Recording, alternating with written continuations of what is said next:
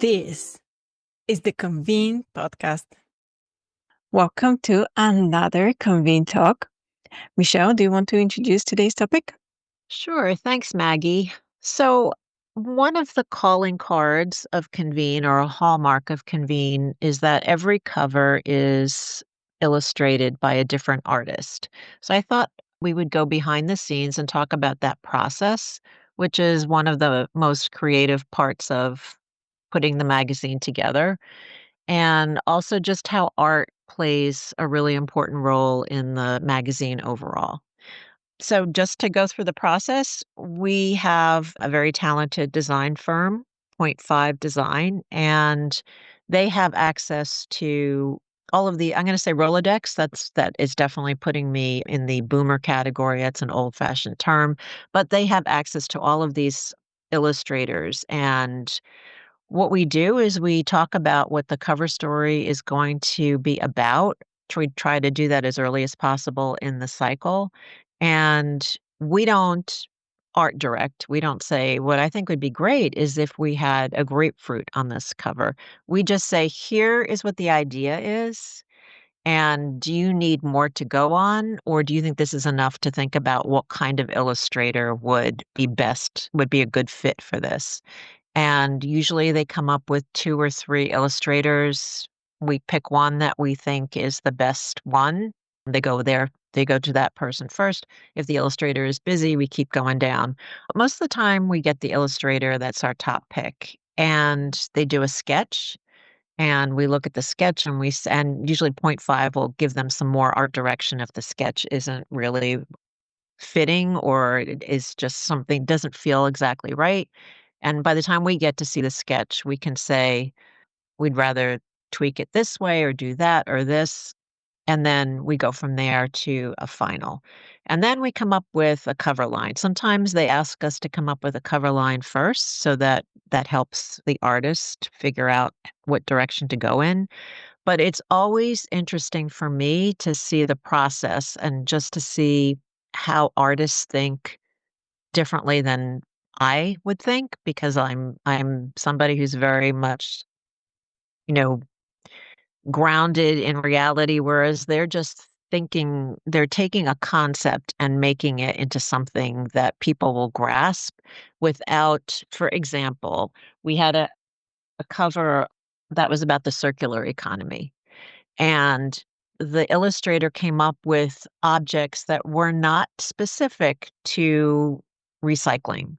And the question was, should we have some objects that are specific to recycling on there? And I thought it was better to make it abstract because let people look at it. It's supposed to be a way for people to look at the magazine and say, that seems, I'm curious, what is that about? Rather than spell it out for them on the cover and have them think, oh, I know about single-use plastic. I know about food sorting. I know about composting. To make it very abstract, sometimes it invites people to turn the page and read the story.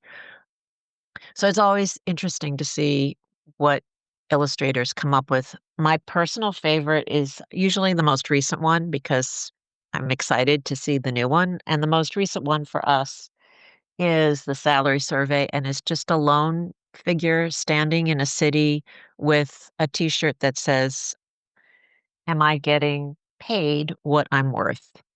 And to me, it's just a very concrete symbol of what the salary survey is about. It's the question everybody has, I think.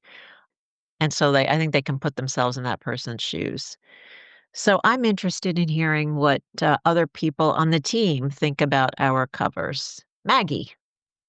Okay, I had to jump at that because I love this part of the process. And for me, since I've been in the industry, it's going to be now 20 years, Convene has been really special just because of those covers. And I love art in general. I am covered in art, I'd like to think, of all my tattoos. So it's just evokes a special feeling. And I also wanted to highlight it's not only the covers, but we have illustrated advertorials that are very special, and we have people that we work with on a regular basis. And just the process from how we select those people for, the artist for the cover is very unique, but also, working again and again with the same artists and seeing how they are really, it's not really progressing, but developing their also style and their feel for different destinations and different locations or whatever the advertiser is asking them to do. It's very interesting, and looking at the small details that they think of, it's really mind blowing. And then I follow most of them, or I think I try to follow all of them really on Instagram, and they often share also behind the scenes on how they're creating their pieces and how they're thinking of those small details, and they're showing the process. So I would invite everyone that's interested in that to just follow us, because we share through the Convene Instagram a lot of their work, and they're tagging us as well. So it's a collaborative process. But when it comes to favorite covers, I believe I have a list. So the first one that was very special to me, just because it was my very first issue that I worked on, was the August of 2023 when we worked on AI as a cover story. Sergio Membrillas was the artist. So this will always and forever be a special cover for me. And then two other that are recent. So I would put them in the category of I've worked for Convene, have firsthand insight on how those came about. The first one was the Olympic Games. So December 2023, Jen's cover story with Serge Bloch, I would say. He was French, so I hope I pronounce his name correctly. He has a very unique style, so I really love to see how that came about. And another favorite is The Sacred Cows. It was just such a fun cover, and the artist Dale Crosby Close, he has such a fun style. I was mind blown when I opened his Instagram and his portfolio. He's just very kooky. He still kept it very professional for our cover, because I've seen him go into really wild directions. And going backwards, my three all times are July 22, Martin Saiti was the artist. Something that I think I see in the background of Michelle's office is June 2018, The Burnout. It's from Red Dawn Studios. So they've done two covers, also June 2017 and June 2018. So it's a nice juxtaposition of that character that they created.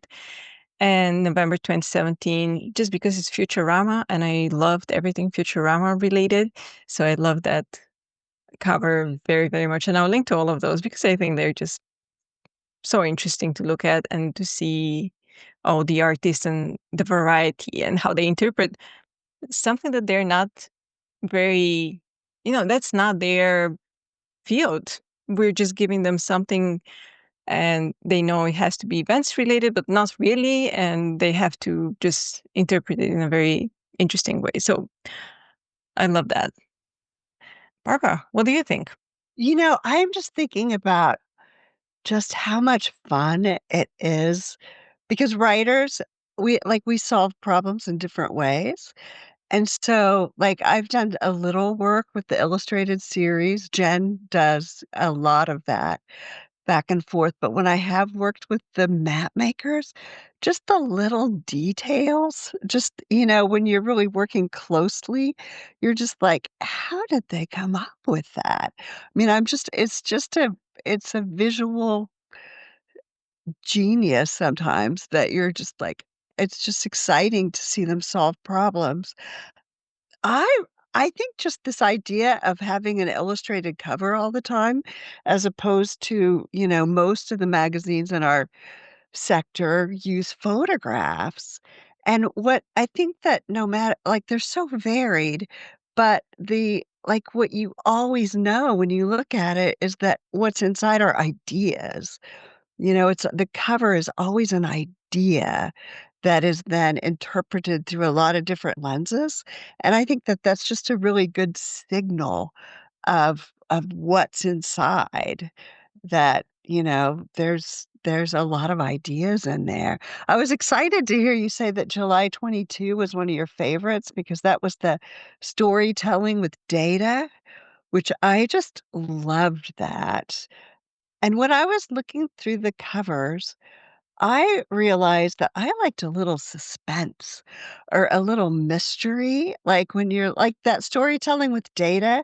I mean, it's clearly like this, you can tell what it is, but there's like all these pixels, and it's just like, it just makes you stop and go, what's going on here?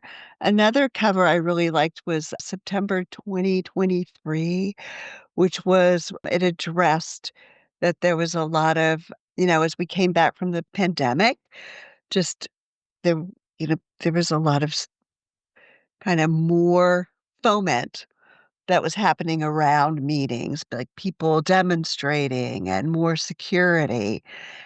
And the cover just really illustrated that in such it was just it's like you look at it and it looks like an ordinary scene of a speaker, and then you look and the audience is in shadows, and you can see, oh, there's that something's going on there. So I love the another real standout was the one that was the maker economy that was used.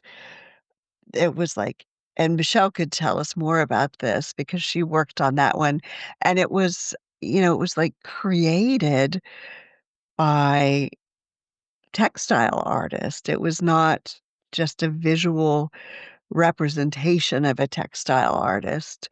So I just it's always been one of my favorite things about our magazine, and I just think that our Point Five studio is just they're just kinda, in my view, peerless in their attention to detail and their willingness to keep going, It's like sometimes that comes together quickly, and sometimes I mean, some of them have just been agonizing at the end, like, "No, this isn't quite right," and, have gone up to the very so anyway, it's been always one of my favorite parts of the process is to be able to get a front row seat on that artistic production.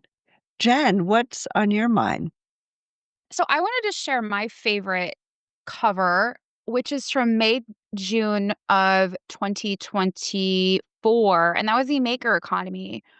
I feel like we have a lot of cool covers. We have a lot of really great, impressive artists, but there was something about this that I think communicated the story so well in a way that was almost like tactile. Because if you look at this cover, and I encourage anyone listening to go to our to convene/digital or -digital.org and look at the digital edition so you can really get a sense of this. But I mean, they did such a good job conveying kind of the tactile qualities of makers and what makers do with this illustration. And I actually don't know how they created it. I'd love to know a little bit more, but I either it escapes me I'm just not I just can't remember. But and also just the way they illustrated the story itself, I think was one of the best examples of the creativity that goes into making our cover and our cover stories. So I just wanted to highlight that because I think that was a really special issue, and I think something it was also a story that we all contributed to. I'm really proud of that, the story I contributed, and I think everyone did such a good job highlighting different examples of how this movement has kind of is intertwined in our industry. So I just wanted to highlight that and make sure everyone is aware of it. I feel that it's not only that cover, but also the cover on your Olympic Games cover story that you did December 23 was again not digital art, but something physical Mhm. intertwined with something that was Yeah. created in a different format. That was tricky because we got into I mean, there's a lot of symbolism with the games that, I think are everyone's aware of as the largest sporting event in the world that happens. But it's tricky because you have copyright issues and trademark issues. So, there's certain things that we could do and couldn't do. And if you read the story, we, interviewed the IOC for the story. And so we did have to kind of double check and make sure ahead of time, like what's kind of fair game, what's kind of not in terms of these symbols that your people are familiar with, like the torch. Of course, the big thing we had to stay away from was the rings. Like, we really couldn't illustrate or replicate the rings in any way, but the torch was something that we could play with. And the torch, I mean, they always do something special for the torch for every iteration of the game, so that's not, like, new, but they did do something kind of unique for this one. It was made from recycled materials, which I think was different. So, yeah, that was a challenging one, but it turned out really, really well, especially because we had a little breakout box in the story that talked about the torch and how it was created and how it was made, which kind of alludes to the cover. So, yeah, that was a fun one, but yeah, it's tricky. And also the artist was French, which was a nice tie-in. Yeah. Yep, because that was the Paris Games. Yep, that was cool. Michelle? Speaking of tricky, I just feel like I should talk about this a little bit. So when I first came here many years ago, this is like a tradition that has long been for Convene having the illustrated cover. There's some issue, and I can't remember what it was, that the the editor in chief at the time wanted the illustrator to do like people in a foxhole and, like, bracing themselves, and the art director at the time, we were using a different studio, Mitch Shostak, said, "I don't think that's a really good message for an association to share with its community, is you're in a foxhole."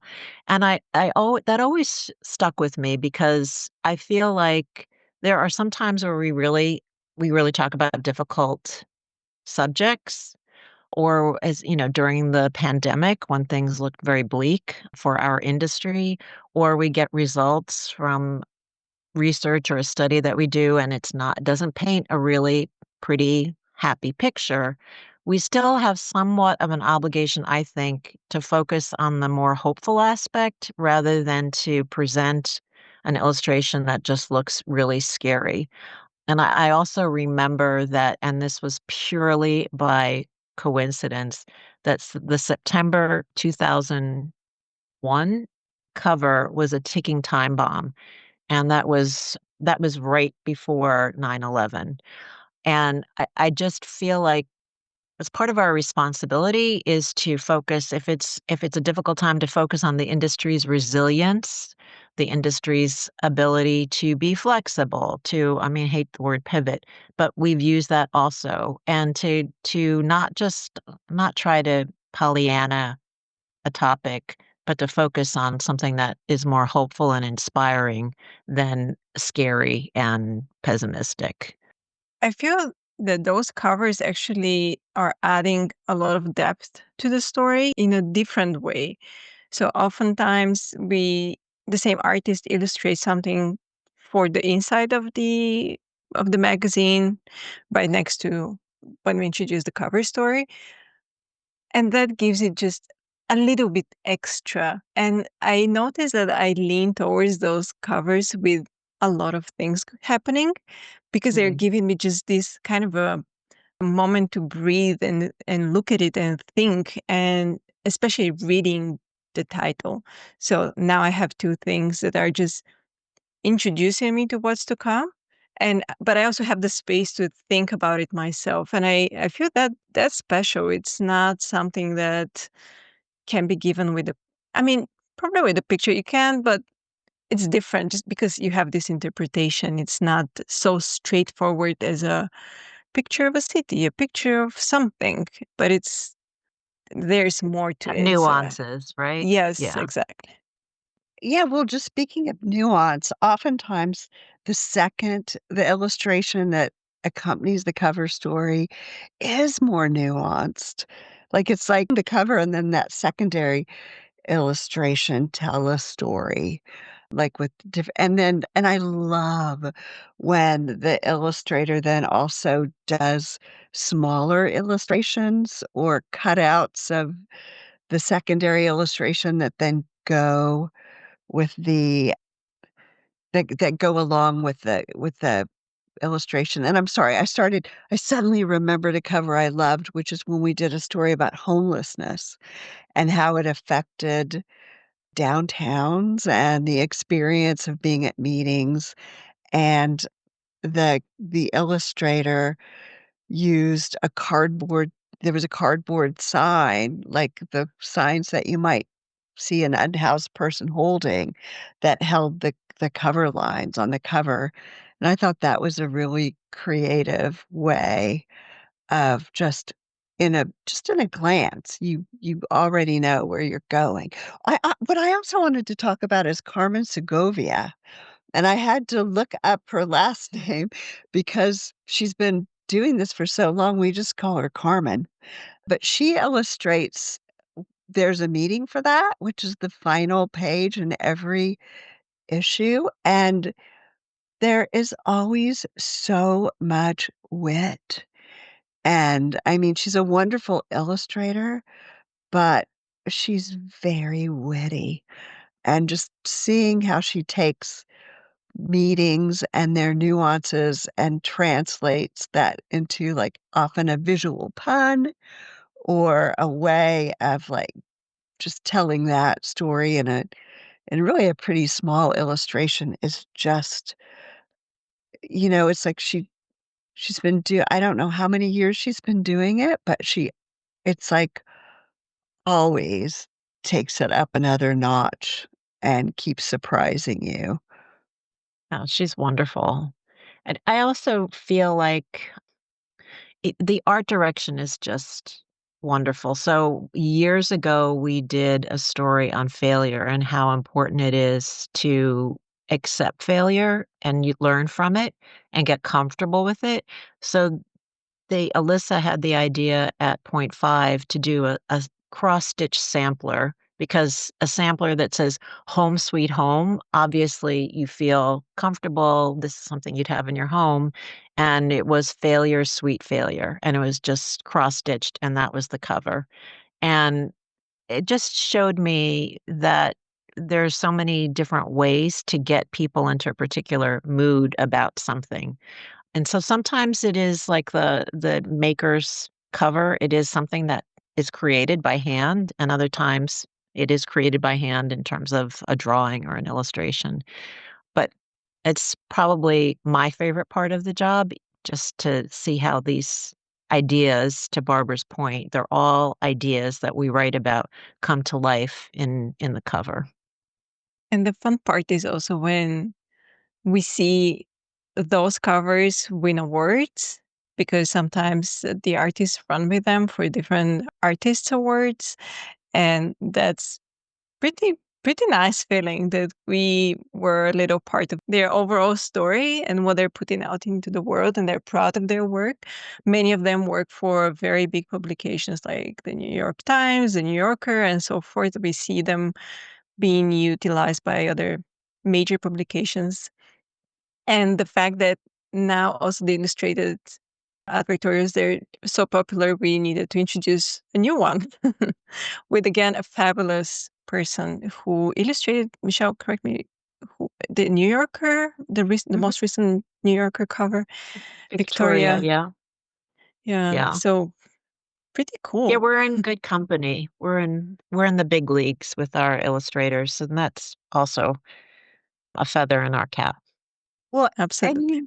yeah, and I think that I don't think any of us came would come into a conversation not valuing illustrators, but one thing I love about Point Five is that they are really, really kinda valiant about knowing the value of illustrators, and, it's so easy to reproduce their work, take their work, use it without attribution. I know with AI, that's just just encroachment on creative intellectual property rights in all kinds of directions, and that is one area where Alyssa and Nathan are just, you know, definitely very, very high standards on everything they do, which is really great to work with. Yeah, even we had a cover story on AI, and it was not produced by AI. So I Right. thought that was pretty cool. Yeah. Yes. And, they're not Yeah. all like they when you look through them, they're not all like your favorites. And I'm sure that that's true for, so it's just like like any kind of creative endeavor, you aim and sometimes it just like boom. And sometimes it's good enough, and other times it's extraordinary. Yeah. And I know that Maggie will put links in, but it is fun to scroll through the covers, and it's easy to do on our website. And we would love to hear from you too. Like, I hear when I talk to people how much they like our covers. So, Yeah, I'm not sure that all of our listeners actually understand how much work goes into our covers. So I hope that was a little interesting insight into how that part of the magazine comes about, because it's a process, requires, as you've heard, quite a bit of work from all of us, from our design studio, from the artists. So it's a long process, but it's worth it, and we'll stick by it. We're not going into AI and any of those, because it's really something that it's something very convenient, I'd say. And I think it's sort of how magazines have come full circle, where I have to say PCMA puts the investment, because it is an investment to pay artists to create something custom for us. But it's also the understanding that it makes sense to create, if you're going to use the resources to print something, to put something in print, it's gotta be top notch. And so I feel like just this whole thing has come full circle, that our issues have invested in the best kind of creativity and something that's meant to be really enjoyed. well, and I always think of it like from a sustainability standpoint too. Like if you're gonna take paper and print on paper, what you put on the paper really needs to matter. And I think that is, like when you look at the covers, I'm excited, kind of like I know that I've got a probably like every kind of bias you could have about magazines because I love them. But I'm really excited about how many magazines I see out, like where I see magazines are like the racks have more magazines. I see more stores with magazines, with the healthy magazines. So I feel like definitely with this kind of movement toward analog, people wanting to like not, spend all the time on the screen, that it just feels like there's definitely a resurgence in magazines. I know that I have more subscriptions to magazines than I've had in quite a few years because I like to read with print. I don't, and I think you'd be remiss not to say that, talking about the investment we make at PCMA, we pay more to print on recycled paper. Recycled paper costs more money. We use only soy ink in the printing of the magazine. And also, once we were taken to task because we had a subject line that was like, no more plastic, yet it was polybagged. The issue was polybagged. And somebody pointed that out, the irony of that. However, we work with Lane Press in Vermont, and all of those poly bags are made with compostable cornstarch. So they're not the typical plastic that goes in a landfill and doesn't disintegrate. So even in that sense, we are trying to be as sustainable as possible. It was a very fun topic, Michelle. So thank you for bringing it It up. it was very fun. Thank you all. Remember to subscribe to the Convene podcast on your favorite listening platform to stay updated with our latest episodes. For further industry insights from the Convene team, head over to pcma.org/convene. My name is Maggie. Stay inspired, keep inspiring, and until next time.